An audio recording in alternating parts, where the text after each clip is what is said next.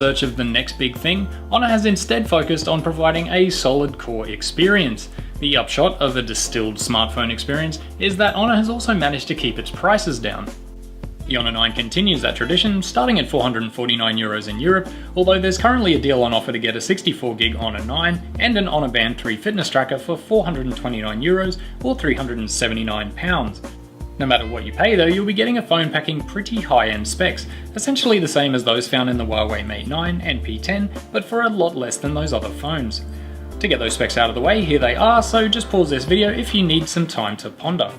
Specs aside though, the Honor 9 is focused on a few key areas: style, performance, gaming, audio, camera, and sports. It looks a lot like the Honor 8 from last year, but with the addition of 3D curved glass on the back to improve its gripability. The 15-layer optical treatment on the back curves into the sandblasted metal frame and around to the front, where a 5.15-inch 1080p IPS LCD panel sits atop a front-facing fingerprint scanner. That panel is plenty punchy though, with nice saturated colours, good contrast and outdoor visibility combined with solid viewing angles. While some folks will be disappointed that the fingerprint scanner has migrated to the front of the Honor 9, I can assure you that it is unbelievably fast and very reliable. There's no option for on-screen navigation buttons anymore, but you can switch the location of the capacitive buttons flanking the ceramic home button.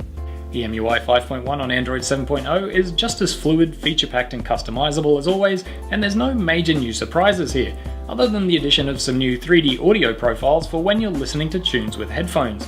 You can choose the type of headphones you're using and select a listening profile out of near, front and wide, depending on whether you want a more immersive or up-close and personal experience. The bottom firing speaker gets notably loud, but you might want to avoid maxing it out if you actually like your music. Moving on to the dual camera, the monochrome sensor has been beefed up to 20 megapixels resolution, which affords the 2x hybrid zoom we've also seen on the Huawei P10 and Mate 9. The 12 megapixel RGB sensor adds color information, while the monochrome sensor takes care of details.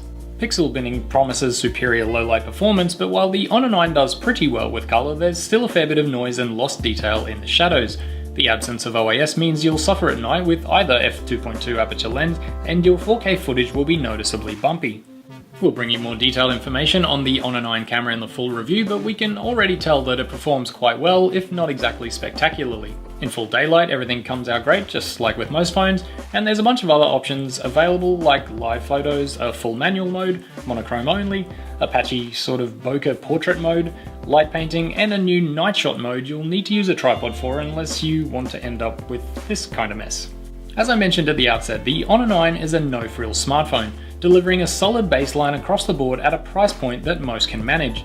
It doesn't add anything brand new to the mix, just improves on a winning formula from years past, and there's absolutely nothing wrong with that.